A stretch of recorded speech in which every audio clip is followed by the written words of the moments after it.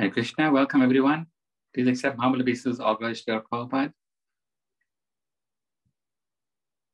Today we are lucky and very fortunate to have Her Grace Priya, Kishori, Devi, Dasi to join us. We welcome Talia Mataji, who is kindly assisting us with the introduction, and welcome Hare Krishna Mataji. Thank you so much for offering your time. Please, you may start.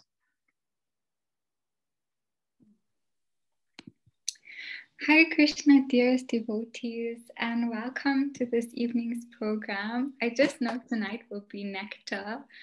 We pray that everyone is having an ecstatic Kartik month. Please accept my humble obeisances, and please also forgive my offenses.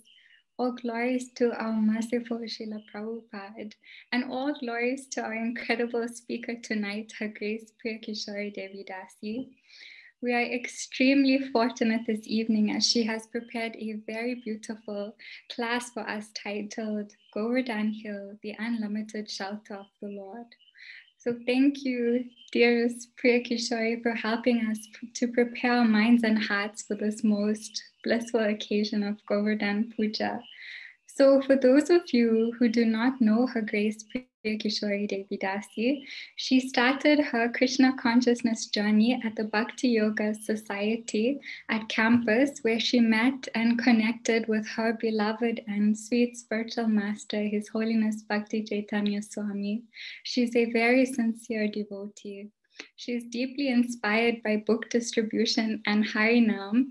And in terms of services, there are actually so many to note that I'm afraid it would take up too much time if I had to mention them all, and I don't want to cut into her class time. So I will just briefly mention how she is currently engaged.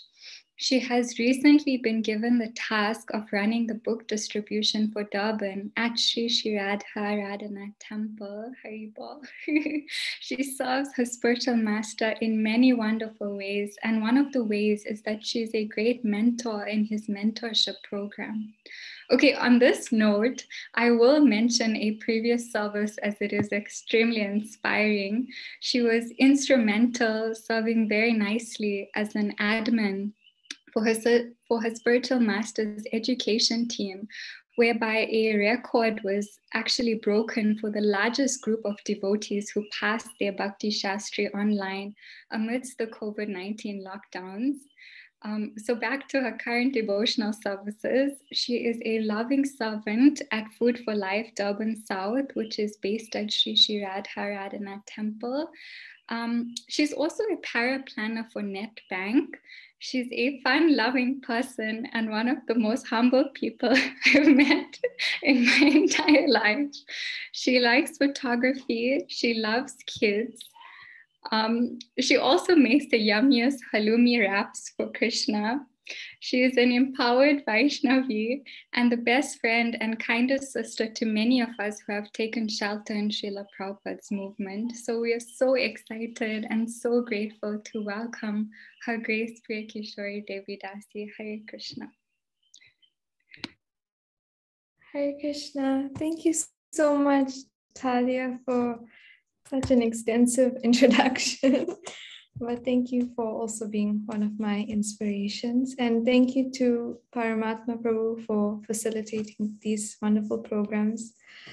Okay, so to begin, I'm not a kirtaniya or singer in any way, so please forgive me if I do go off tune. But to get into the mood of the next few days, I'd like to sing 2 stanzas of the bhajan. Just get it.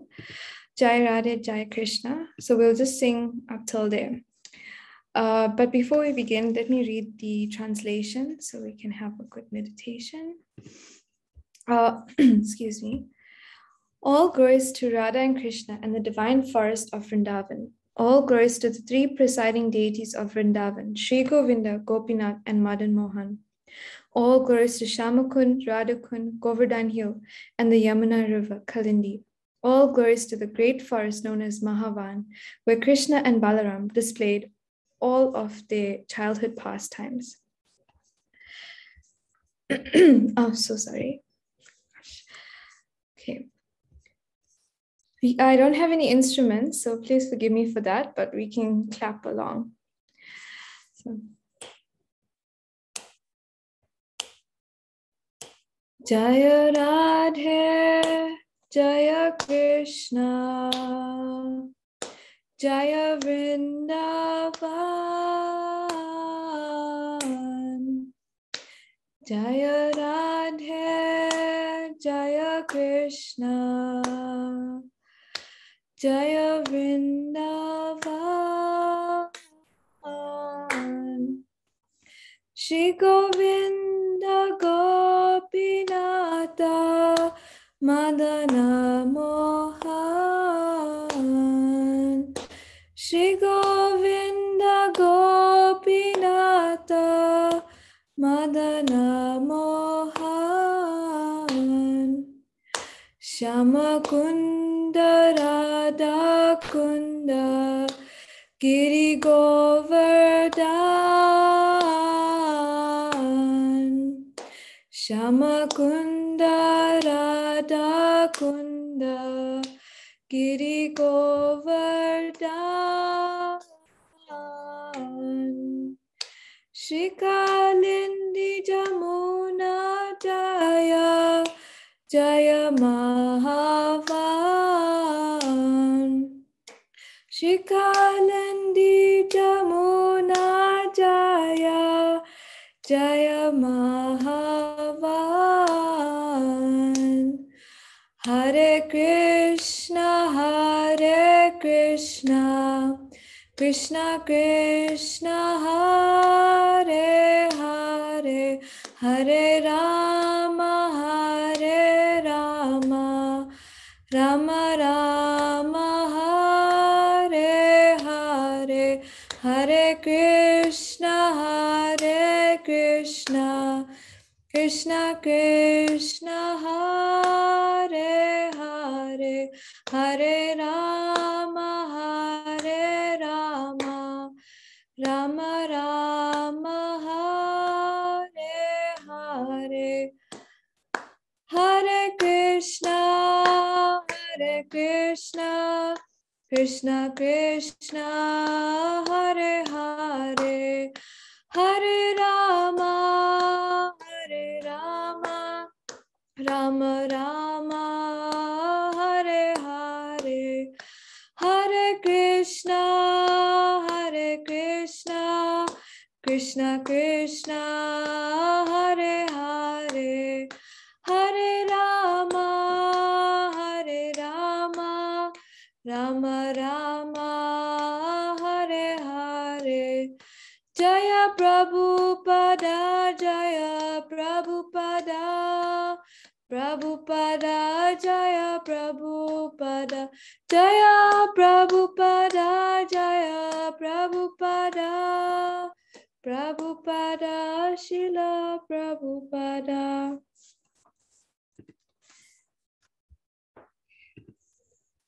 Hare Krishna, everyone. Thank you so much for joining in today.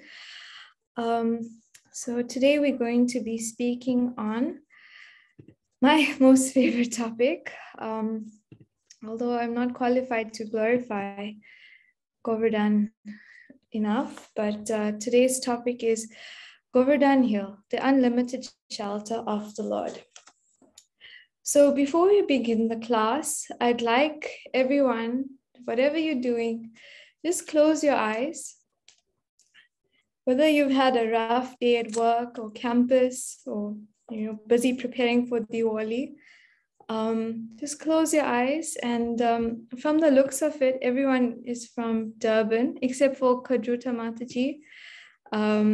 So let's imagine we're going to our nearest airport. Here in South Africa, we only have one international flight available each day. So we need to make sure we make that on time. So we get onto the airplane and our destination, is Dubai, then to connect to New Delhi airport.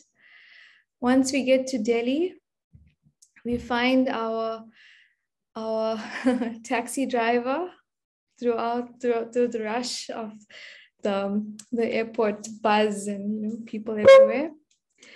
we find our taxi driver, we, get into the car and we make our way to a special place. So on our way, we see, the city of Delhi. We see lots of cars and trucks and, people on motorbikes, and all you can hear the constant hooting, and wow, it's such an experience. And then as we go onto our journey, it slows down a bit. We start to see little more farms. You see little more hut houses. And then you see a special sign saying Shri Vrindavan. So we take that turn. But we're not going to Vrindavan in this trip. We're going further. And we continue. And then we make a special stop. Where we're going to be, there's no cars allowed. So we need to make sure that we have all our luggage. So we get all our luggage and we have to walk. We have to walk on this parikram path of Govardhan Hill. So there we are in our Western clothes with our luggage, walking on this parikram path, and we go down. And we make our way to our ashram. We leave our stuff down. And we gather together. And at this time, which it's still bright outside, so we can go for a beautiful walk, we get together in our group. And our ashram, thankfully, is just right across Govardhan, but we can't see him yet. So we walk across the road, and then we go into. So this is our road. This is our road that we're walking on. And then as we walk down that road, we go into a different path, the parikram path. And we walk just a little bit, nothing too hectic. And we find a beautiful spot where we can sit under the foothills of Govardhan Hill. So we prayed to Govardhan to allow us to enter into this beautiful and special place, and also to appreciate Shri Krishna and Radha's beautiful pastimes here. So to begin, we'd like to recite the Pranam to Giriraj Govardhan. So wherever you are, you can also repeat after me.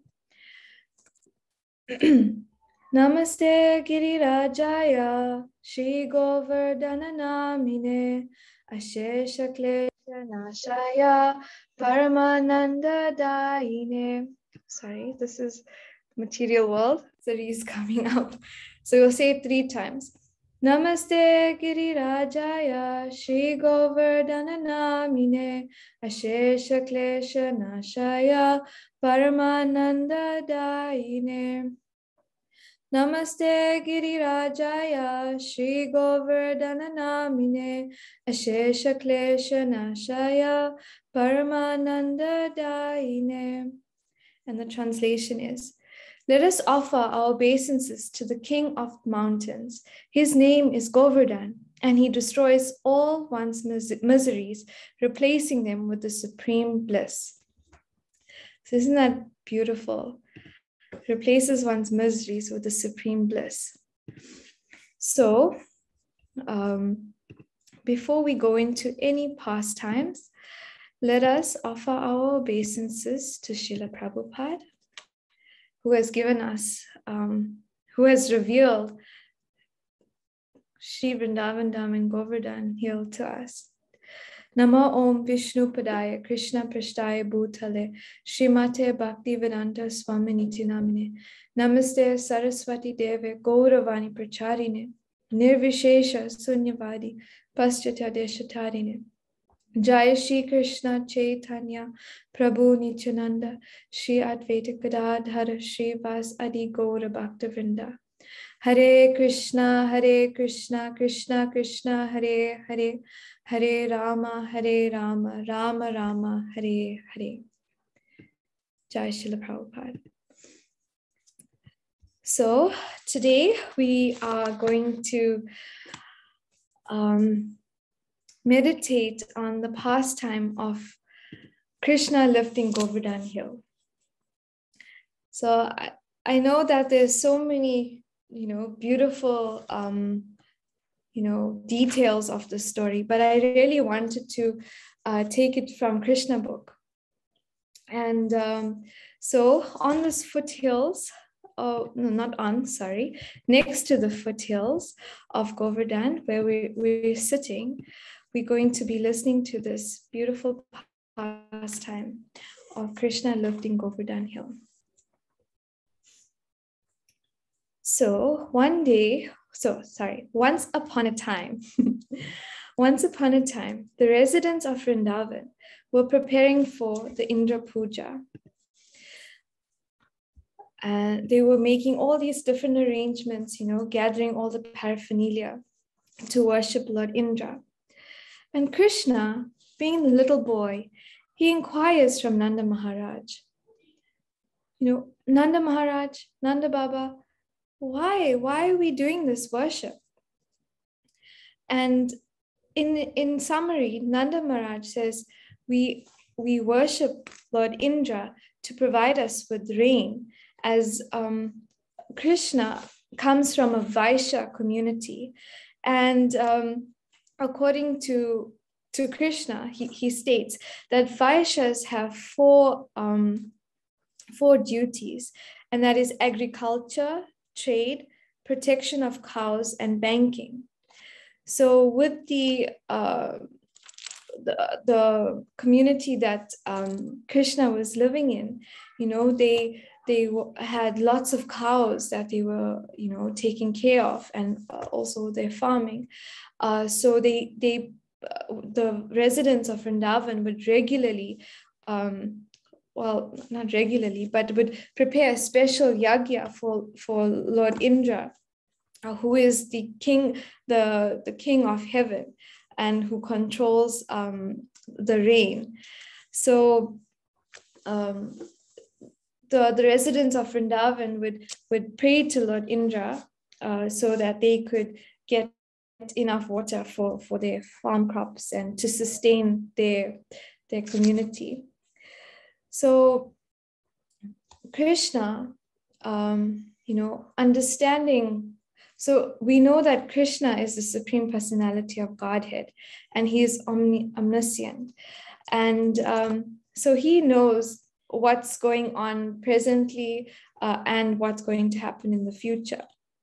So Krishna speaks to Nanda Baba, and he says, but Krishna is speaking in a way that is going to anger Indra. So he's speaking very, I would say, tactfully. But so Krishna gives two reasons to Nanda Baba why they should not perform this Indra Puja.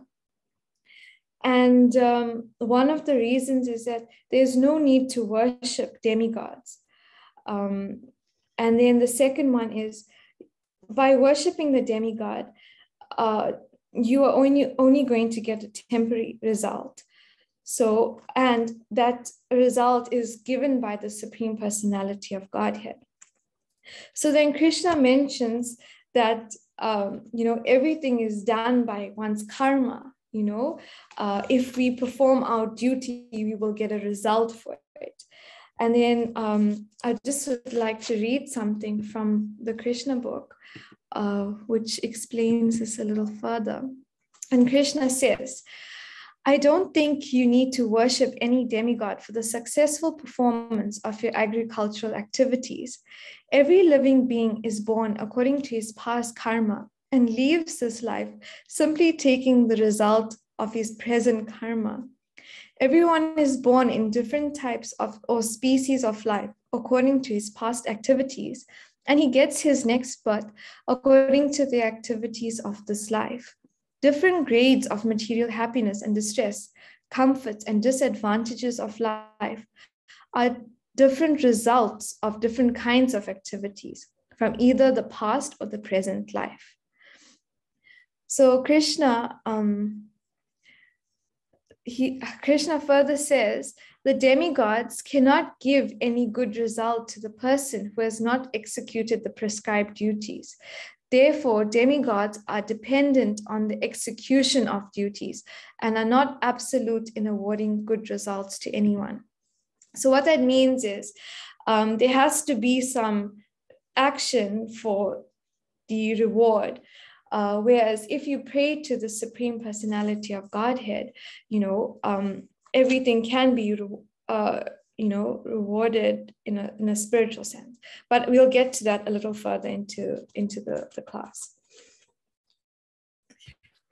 To continue, so yeah, Krishna's argument carries on, and he says, this cosmic manifestation is going on under the influence of the three modes of material nature: goodness, passion, and ignorance. These three modes are on the causes of creation, maintenance, and destruction. The cloud is caused by the action of the mode of passion. Therefore, so Krishna is describing how rain is produced. Therefore, it is the mode of passion which causes the rainfall. And after the rainfall, the living entities derive the result: success in agricultural work. What then has Indra to do with this affair? Even if you do not please Indra, what can he do? We do not derive any special benefit from Indra. Even if he is there, he pours water on the ocean also. Where there's a need, where there is no need of water, so he's pouring water on the ocean or on the land. It does not depend on worshipping him. As far as we are concerned, we do not need to go to another city or village or foreign country.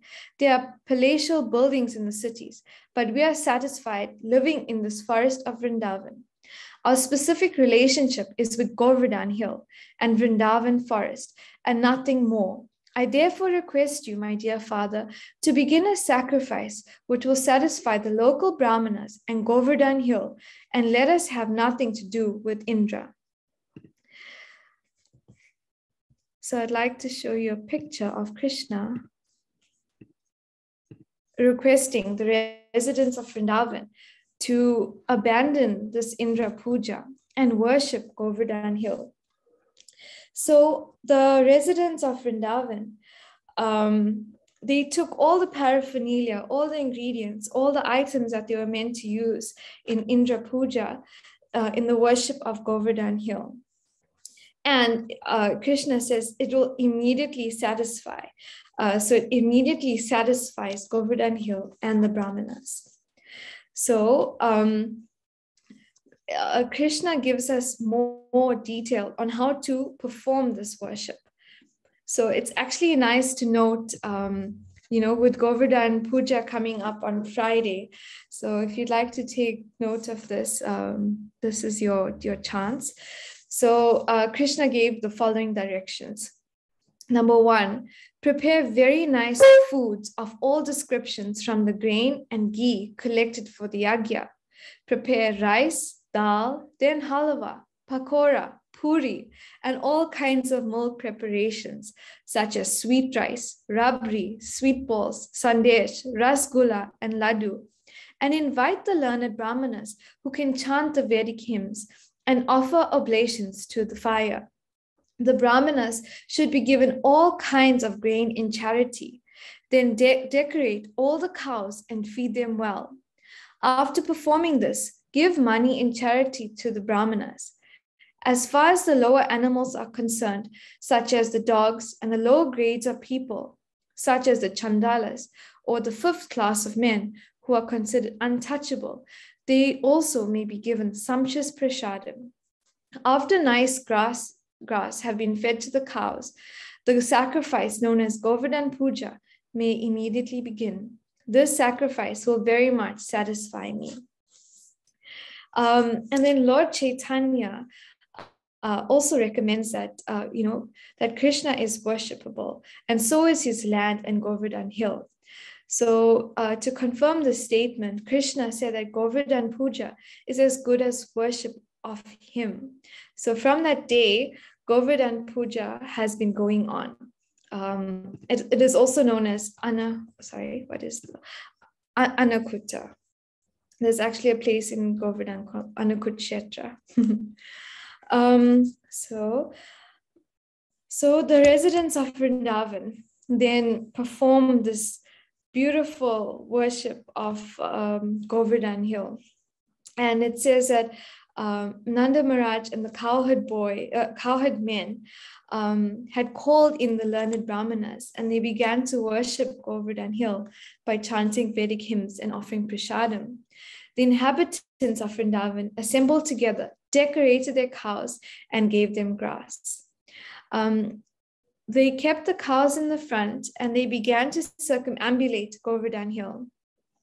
So for those who have been on Govardhan Parikram, you'll know that there's the Parikram path. So while this pastime is going on, just imagine that you're on this path. So the gopis dressed themselves very luxuriantly and sat in bull-driven carts, chanting the glories of Krishna's pastimes. The Brahmanas assembled there to act as priests for Govardhan Puja. They offered their blessings to the cowherd men and the wives and the gopis. So when the worship was complete, Krishna assumed a great transcendental form. Let me just share my screen. Sorry. There we go. Krishna assumed a great transcendental form and declared to the residents of Vrindavan that Krishna is non-different to Govardhan. And Krishna ate all the offered bhoga that was laid out. As you can see, it's all around the hill. And you can see the gopis on the bull cart and the residents of Vrindavan, and Krishna and Balaram. Then Krishna states that just see how Govardhan Hill has assumed this huge form and is favoring us by accepting all the offerings. Krishna also decorated at that meeting. And he says, one who neglects the worship of Govardhan Hill as I am personally conducting it will not be happy. Just to add to it. Sorry. I wanted to read. There are many snakes on Govardhan Hill, and persons neglecting the duty of Govardhan Puja will be bitten by these snakes. And in order to assure the good fortune of cows and themselves, all people of Vrindavan near Govardhan must worship the hill as prescribed by me. So I thought that was such a beautiful meditation, but we'll continue with this pastime. It's beautiful.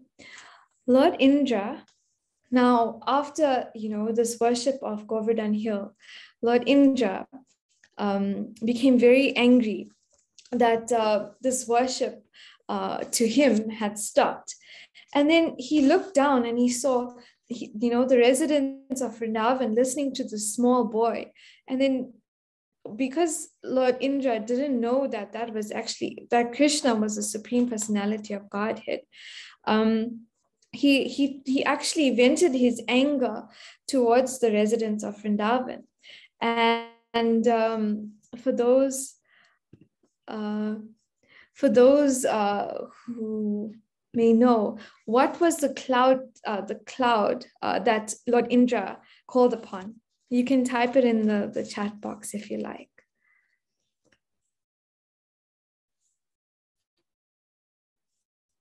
For those who are avid Govardhan Hill listeners or readers, anybody? Nobody has watched Little Krishna? The cloud called Samvartaka. And it is said that this cloud is only invited Lord Indra calls upon this cloud when there's a need to devastate the whole cosmic manifestation. So if you think about it, Lord Indra wanted to destroy Vrindavan. So this has come up, this feeling of wanting to destroy Vrindavan has come up because Lord Indra thought of himself as powerful as the Supreme Personality of Godhead. And although Lord Indra is not a demon, but he was puffed up by his material position. So he stated the residents of Vrindavan are infatuated with this little boy, Krishna, and Lord Indra considered him an ordinary being. Excuse me. He then curses Vrindavan, and it's stated in the Krishna book. Indra cursed the action of the inhabitants of Vrindavan and said, by defying the authority of the demigods, the inhabitants of Vrindavan will suffer in material existence.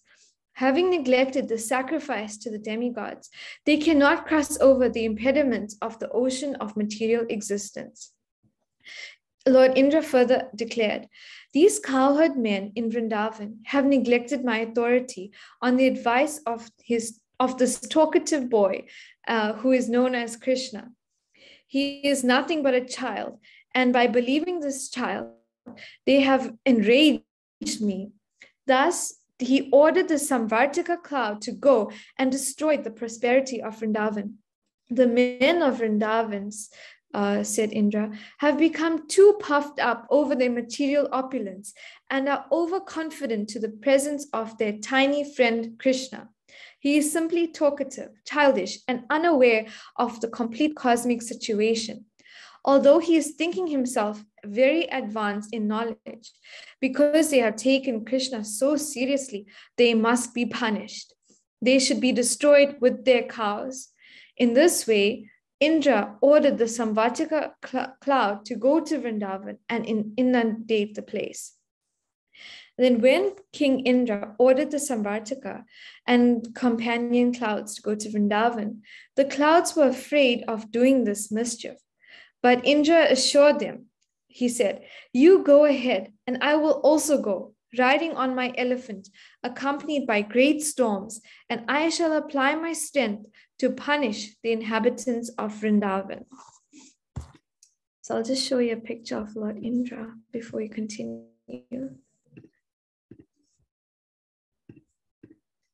This is Lord Indra on his elephant, Airavata. So, the devastation, lightning and thundering, blowing of severe winds and incessant rain. And apparently the rain felt like piercing sharp arrows. The clouds filled the land and it became a very dangerous situation in Vrindavan. So the residents of Vrindavan didn't know where to go. They were unable to find any other source of deliverance. And what did they do? They had all appealed to Govinda to take shelter at his lotus feet. There's a really nice prayer that the residents of Vrindavan, prayed to Krishna. Let me recite that. This is from the Krishna book. At that time, all the inhabitants of Vrindavan began to pray to Lord Krishna. Dear Krishna, you are all powerful. You are very affectionate to your devotees. Now please protect us, who have been much harassed by angry Indra. So the Krishna understands this anger of Indra, and he states, Krishna says, I shall act in such a way as to relieve him of this false prestige. I shall give protection to my pure devotees in Vrindavan who are who are completely dependent on my mercy and whom I have taken completely under my protection. I must save them by my mystic power.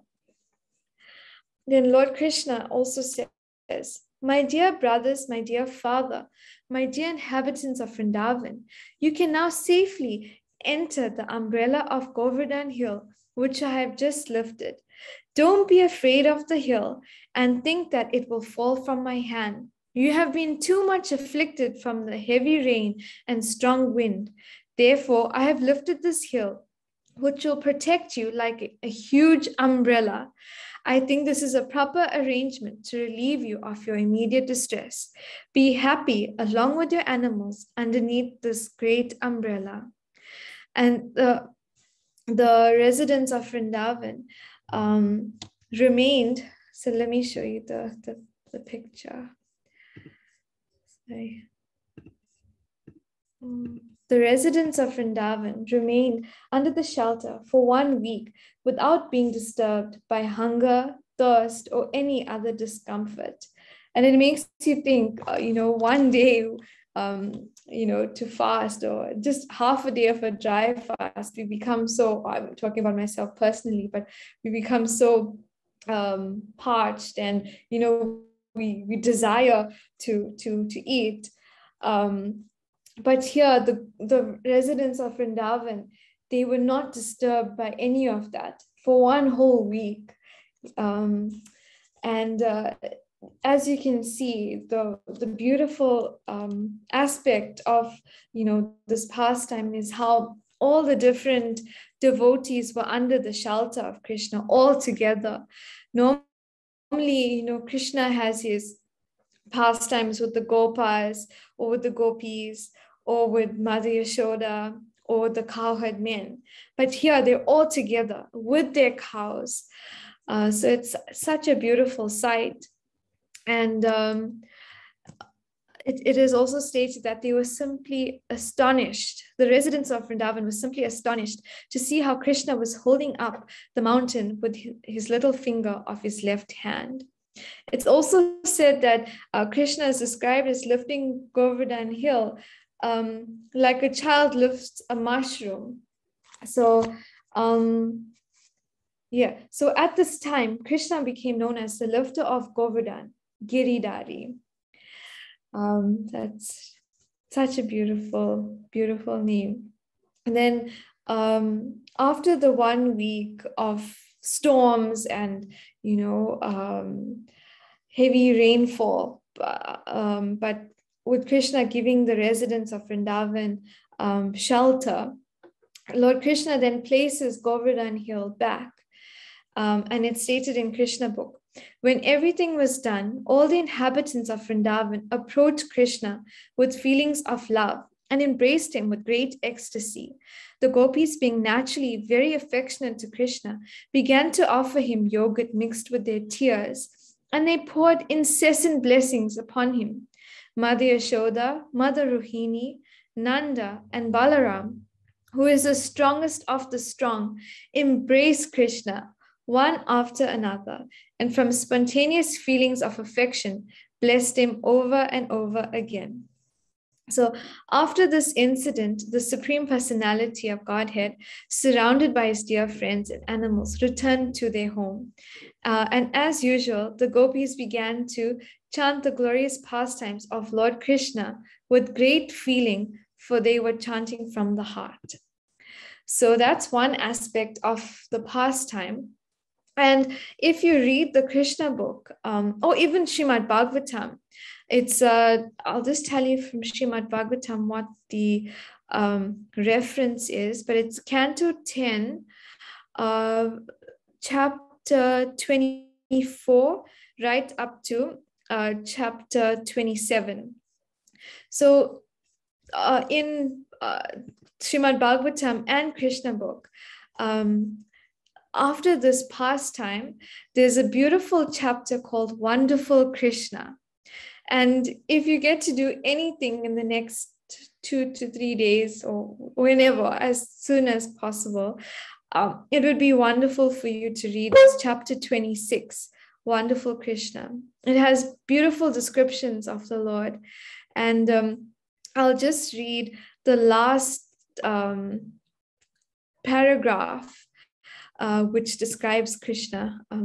So it says, when all the cowherd men had very attentively heard the statements of Gaga Acharya through Nanda Maharaj, So Gaga Acharya was the astrologer who predicted Krishna's life when he was born. They better appreciated the wonderful activities of Krishna and became very jubilant and satisfied. They began to praise Nanda Maharaj because they consulted him their doubts about Krishna were cleared. They said, "Let Krishna, who is so kind, beautiful, and merciful, protect us. When angry Indra sets torrents of rain, accompanied by showers of ice blocks and high wind, Krishna immediately took compassion upon us and saved us from our families, cows, and valuable possessions. By picking up Govardhan Hill, just as a child picks up a mushroom, he saved us so wonderfully. May he continue to glance mercifully over us and our cows. May we live peacefully under the protection of wonderful Krishna." I think that was such a beautiful, beautiful description of the Lord. So after this pastime, Lord Indra then understood the position of Lord Krishna, and he humbly submitted to the Lord, begging for his forgiveness, as he, didn't understand Krishna fully. And then Krishna accepts Lord Indra, Lord Indra's elephant Airavata then worships Krishna with this beautiful Ganga Jal from the celestial planets. And then the Lord very kindly accepts his apology and then gives permission to Lord Indra to go back to the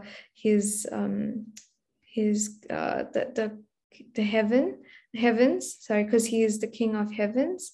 And also Krishna, such a beautiful description about chastising. So Krishna basically, this is Lord Indra's prayer to Krishna, and it also shows how kind Lord Krishna is to Lord Indra and to us. So Lord Indra says to Krishna, "My dear Lord, you are the Supreme Father, the Supreme Spiritual Master, and the Supreme King. Therefore, you have the right to chastise all living entities whenever there's a discrepancy in their behavior. The Father, the Spiritual Master, and the Supreme Executive Officer of the state are always well-wishers of their sons, their students, and their citizens, respectively. As such, the well-wishers have the right to chastise their dependents. By your own desire, you appear auspiciously on the earth in your eternal varieties of forms. You come to glorify the earthly planet and specifically to chastise persons who are falsely claiming to be God. In the material world, there is a regular competition between different types of living entities to become supreme leaders of society. And after being frustrated in achieving the supreme positions of leadership, foolish persons claim to be God, the Supreme Personality. There are many such foolish personalities in this world, like me, but in due course of time, when they come to their senses, they surrender unto you and engage themselves properly by rendering service unto you. And that is the purpose of your chastising persons envious of you." So Lord Indra's prayers do continue, but I just thought that was such a beautiful one to share, because like a father would shout at, their child, it's not because of there's no ill feelings, but it's to, set the child in the right direction, give them the proper behavior that they need to have. And like Lord Indra was saying, by this chastisement, it allows one to fully surrender unto Krishna. Because if we have some mixed, activities or behavior or feelings, like if we are a little envious of Krishna, we cannot fully surrender unto him. So I'll conclude the pastime there. I do have, there's a beautiful picture. So after the praise by Lord Indra and all the demigods worshipped Lord Krishna by bathing him. And one detail I forgot to mention was with Lord Indra was the Surabi cow. And the Surabi cow is very dear to Krishna. So that softened Krishna up when Lord Indra was coming to him. But it's also said that after that pastime of Lord Indra asking for forgiveness, the Surabi cow was over there, also bathed Krishna with her milk. And this is Govinda Kund in Govardhan Hill. And this is where that Abhishek took place. I think there's another picture. Yes. So I don't want to go too much into the places of Govardhan because I know there's going to be lots of classes coming up. But yeah, I just wanted to share that. And then I do have 6 lessons that I took from these pastimes. So lesson number 1, the reference is Srimad Bhagavatam 10:24, verse 6. And it says that we should not be blind followers of tradition. And Krishna actually states that if a person doesn't even know what he's doing, how can he be successful in his work? So it says that a person who acts with full knowledge gets the full result, and then one who acts without knowledge does not get a perfect result.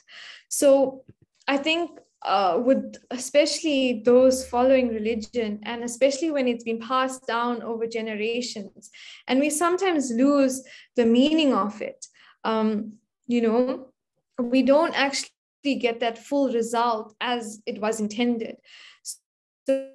So, Srila Prabhupada also, emphasizes that we should understand what we, practicing. Even our Krishna consciousness, we should not do it on blind faith. Our second lesson is that for Lord Indra, Krishna wanted to teach him a lesson. So, okay, I'm just going to read this out, and then I'll read the lesson behind it. Krishna wanted to teach him a lesson to Lord Indra. He first made Indra angry by stopping the Indra Puja, which had been arranged by the cowherd men in Vrindavan. So the lesson is that we worship Lord Krishna, who is the root of everything. So I hope my internet's not breaking up. But basically the tree, when we want the tree to grow, we don't water the leaves, we water the root. So Krishna has declared in the Bhagavad Gita that the worshippers of the demigods, they should give up all this worship and simply concentrate on Krishna, on being Krishna consciousness. And in this pastime, Krishna is invoking the anger of Lord Indra and then chastises him, giving him a clear indication to his devotees that those who are engaged in Krishna consciousness have no need to worship any demigod, even if it is found that the demigod has become angry. Krishna gives his devotees all protection, and they should completely depend on his mercy. So the lesson is we should not pray for some material result from a demigod, but if we worship the Lord, and we take full shelter of him, no matter what the situation is, he will always give us that protection. And then the third lesson is Lord Krishna describes the whole economy of the Vaishya community. This was in, I think, chapter 24. And it says, in all communities in human society, including the Brahmanas, Kshatriyas, Vaishyas, and Sudras, and the Chandalas, okay, sorry, let me say this again, because the lesson is that, no matter what what caste you're from, or if you're an animal or insect. Every living entity plays a part in this world. So yeah, Krishna also shows that importance when he was giving instructions on how to worship Govardhan Hill. He says everyone should, be given prasadam, even the untouchables, or even the low and the lower living entities from, like the animal kingdom. So we should always give respect to every living entity. And then number 4, this is in my own words, when the problems of life pour down on us, we exclusively seek the shelter of Govinda, like the residents of Vrindavan.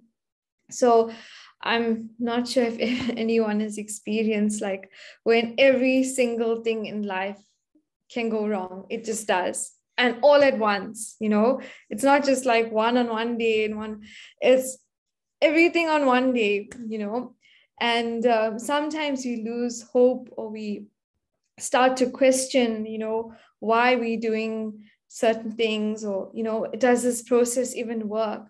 But at that time, we surrender to the Lord, and we remember how Krishna lifted Govardhan Hill, even though the residents of Vrindavan didn't know what to do, because like doing Indra Puja was their way of sustaining, the community. And now this little boy is telling them not to do this worship, so they actually gave full faith to Lord Krishna, even not knowing what the future held, and not knowing like Krishna could lift Govardhan Hill, but we should always, take that full shelter in Krishna and have faith that he will protect us in whatever way possible. And then the 5th lesson is, so this great incident is a powerful example of how Krishna consciousness can benefit the world. Even the lower animals forget their envious nature and become elevated to the qualities of the demigods.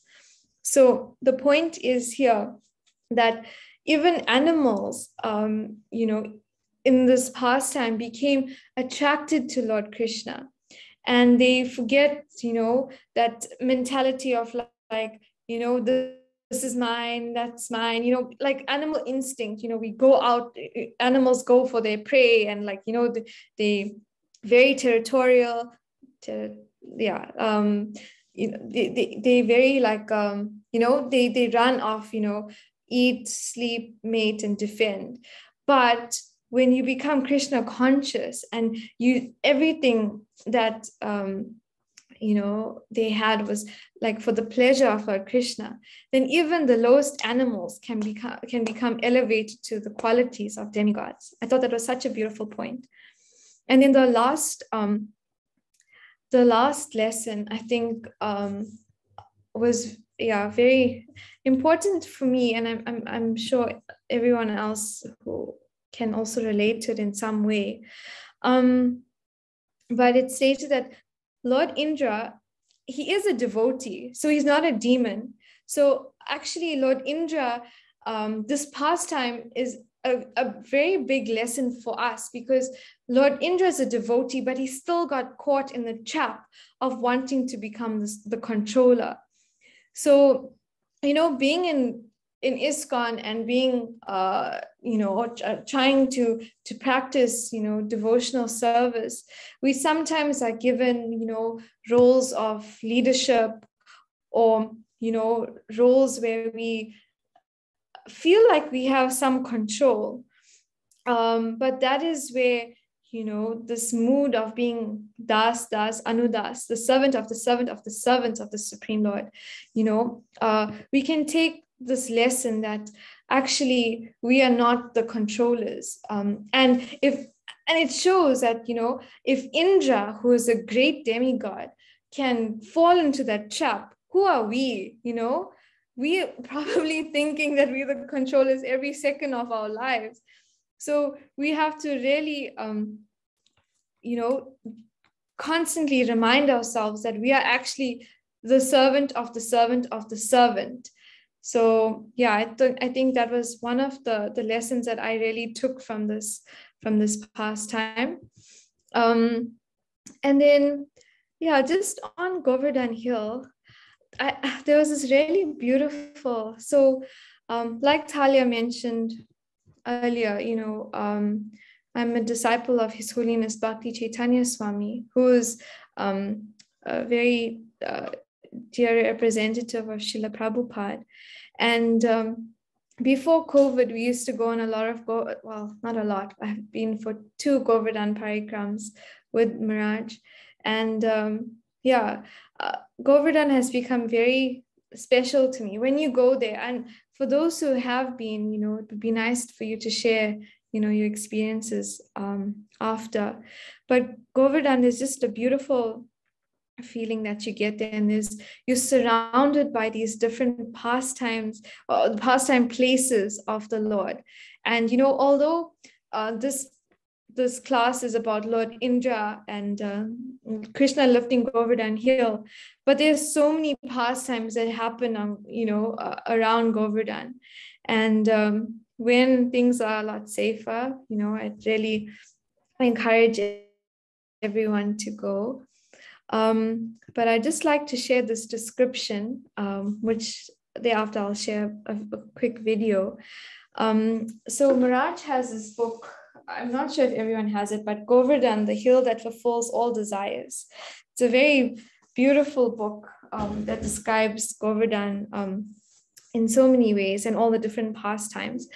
And obviously, Miraj gives credit to Srila Prabhupada, because Srila Prabhupada also held Govardhan Hill very dear to him. And we could see that even when Srila Prabhupada was in his last days, he wanted to do Govardhan Parikram. So this one description of Govardhan is, the rocks of Govardhan Hill are precious gems. Some are sapphires, some emeralds, and some rubies or crystal, and they provide the perfect backdrop for Lord Krishna's pastimes. And I'll just play this quick video shared by Indradyumna Maharaj. It's such a beautiful drone footage of Govardhan Hill.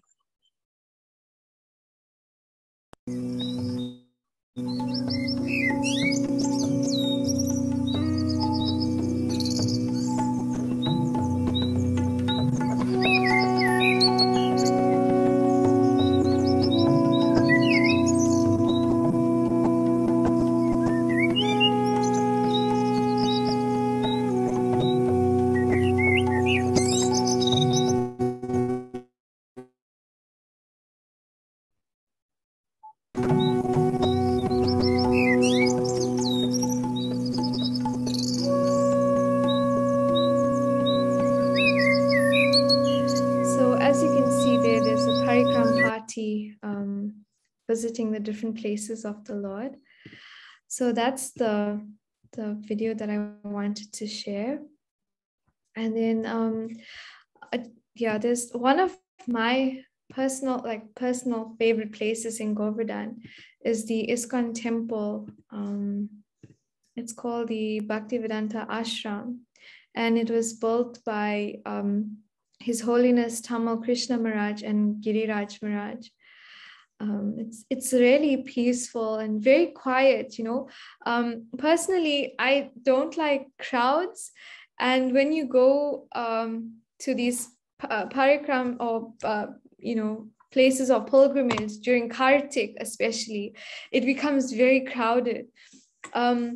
But I find that the Bhaktivedanta Ashram is very peaceful, complete opposite to Vrindavan. Some days we would go for Mangal Aarti or deity greetings at this temple, and there were literally a handful of devotees in the temple room.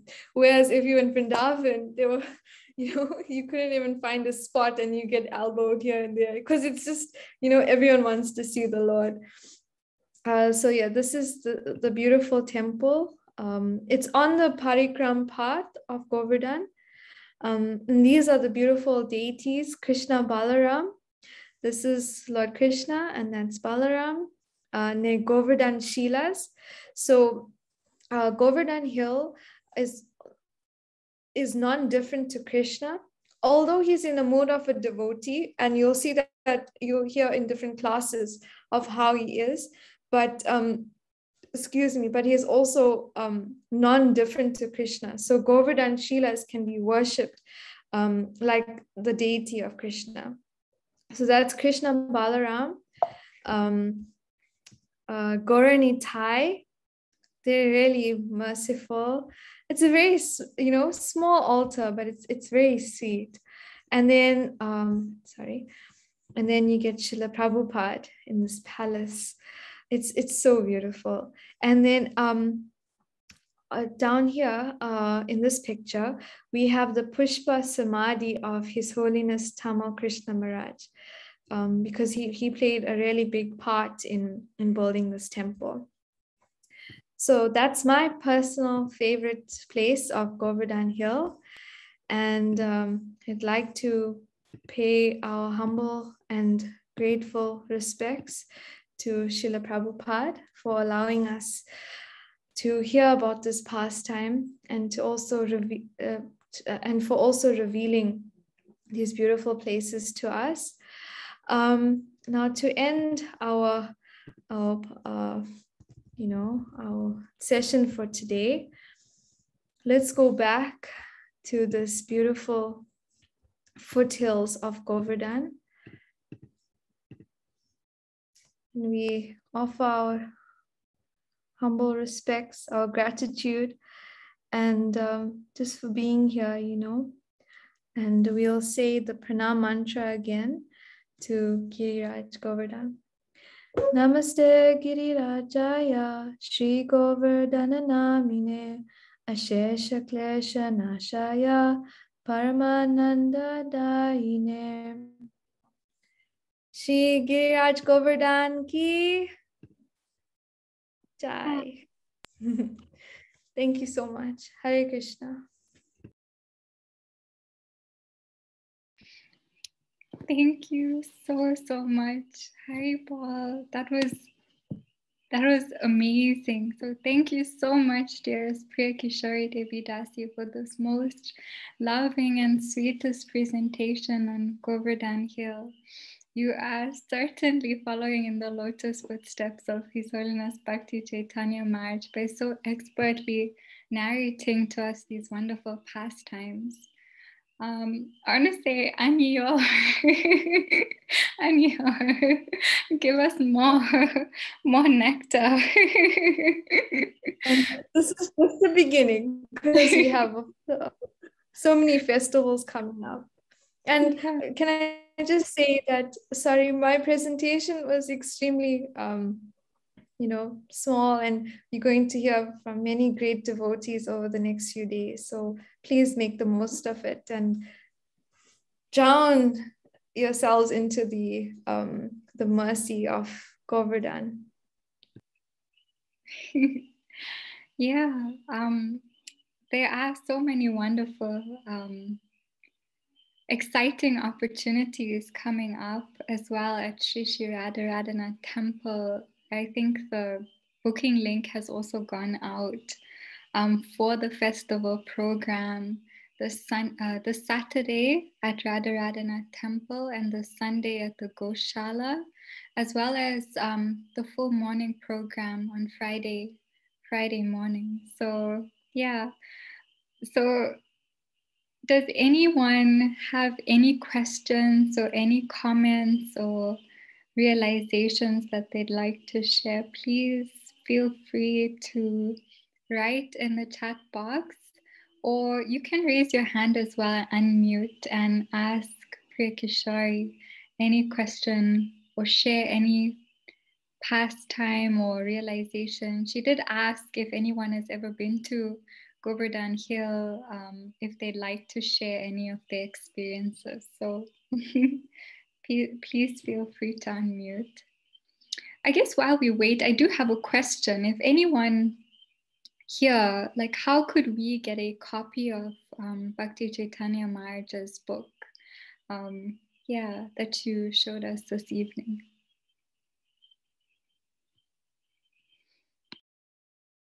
I would say contact Deva Prabhu. I think they do have a book distribution office. Yeah, I think locally, Deva Prabhu, but it is also on Amazon. I do have the Kindle version of it as well, so it's on Kindle. Yeah. Thank you so much. Any questions, devotees? If we don't have any. Hare Krishna, Mataji, thank you so much for such a wonderful class. We're so fortunate to have your presence and your association. Thank you so much. Really appreciate the nectar. Thank you, Paramatma Prabhu. And Talia mentioned earlier that I joined Krishna consciousness at BYS, and Paramatma Prabhu played a very pivotal role in my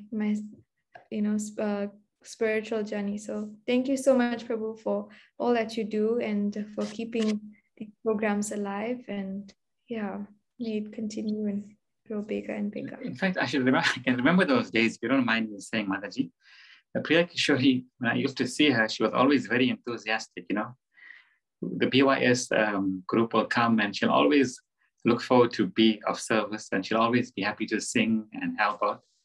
So I think she was very naturally, very dedicated, very attracted to Krishna consciousness. And we were fortunate by her attraction towards Krishna consciousness. She actually took it further, so it's so nice to see her advancing so quickly.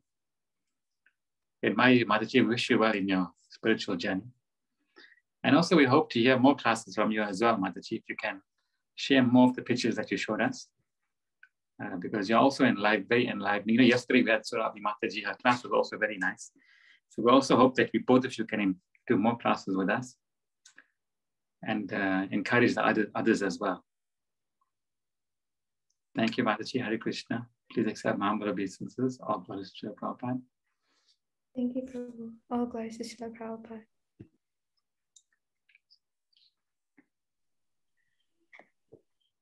Yes, we pray that you come back again and maybe give us a part 2 or just to have your association. It was so wonderful. I guess if there's no more questions or no comments or realizations, if anyone does happen to have a question, you can write to Paramatma Prabhu, who is the leader of the Westvarna Mahata, and he can direct your question to Her Grace Priya Kishori Devi Dasi. But since we don't have any more questions, then we'll just